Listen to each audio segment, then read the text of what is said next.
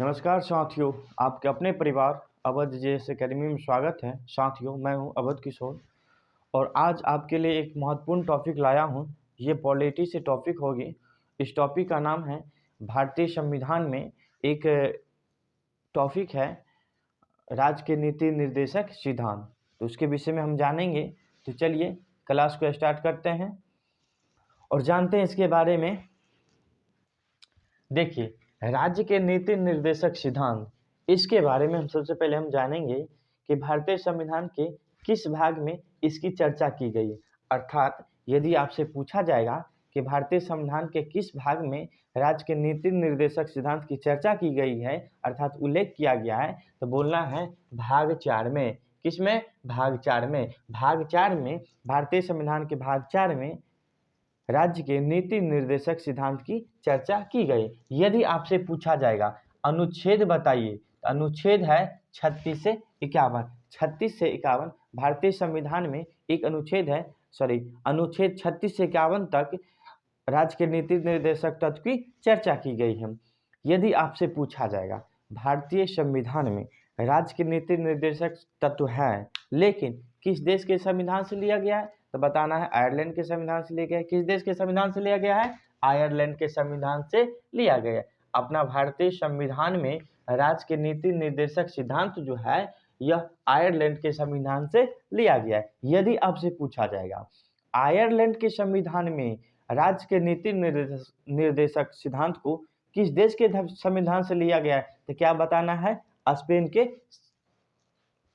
Spain के संविधान से लिया गया है। राज्य के नीति निर्देशक तत्व जो आयरलैंड के संविधान में किस देश से लिया गया है? स्पेन के संविधान से लिया गया।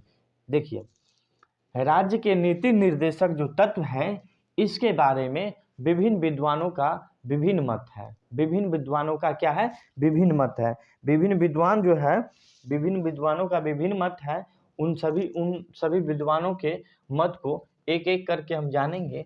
सबसे पहले एक विद्वान को लेते हैं, ग्रेनेविल ऑस्टिन। इनका कहना है राज्य के नीति निर्देशक सिद्धांत के बारे में, इनका कहना है कि राज्य के नीति निर्देशक जो सिद्धांत है, संविधान की मूल आत्मा है।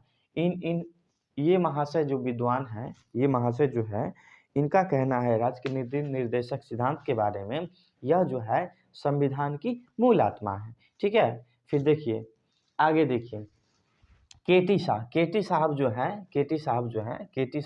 जो हैं, इनका कहना है यह एक ऐसा चेक है जिसे बैंक अर्थात राज्य अपने सुविधा अनुसार अदा करेगी। ये महाशय जो कह रहे हैं, जो राज्य के नीति निर्देशक जो सिद्धांत हैं, यह एक ऐसा चेक है जिसे बैंक अर्थात राज्य अपने सुविधा अनुसार अदा करेगा। ठीक है।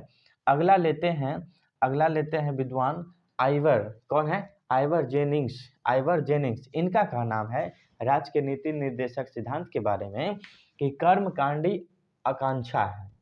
राज्य के नीति निर्देशक सिद्धांत के बारे में यह महाशय बोले हैं कि यह एक कर्मकांडी आकांक्षा है। फिर आगे हम जानते हैं कौन आ रहे हैं? टीटी कृष्णामाचारी। ये महाशय जो इसके बारे में बोले हैं, इनका कहना है भावनाओं का अस्थायी कूड़ा घर है। भावनाओं का जो है अस्थायी कूड़ा घर किसके विषय में ये बोले हैं? राज्य के नीति निर्देशक सिद्धांत के बारे में। फिर देखिए, एल.एम. सिंघवी, ये विद्वान जो हैं, इनका कहना है कि संविधान को जीवन देने वाली व्यवस्था है। कौन? राज्य के नीति निर्देशक सिद्धांत। इसी के बारे में इन्होंने कहा। फिर देखिए, अगला विद्वान को लेते हैं, एम.सी. छागला महाशय जो है, इन्होंने राज्य के नीति निर्देशक सिद्धांत के बारे में क्या बोले? देखिए, अगर इसे लागू कर दिया जाए तो भारत स्वर्ग बन जाएगा। अगर इसे लागू कर दिया जाए, किसे? राज्य के नीति निर्देशक सिद्धांत को अगर लागू कर दिया जाए तो भारत स्वर्ग बन जाएगा। यह कथन एम.सी. छागला का है। तो आशा करते हैं कि ये छोटा सा वीडियो आपको बहुत ही हेल्पफुल होगी और इससे नेक्स्ट वीडियो में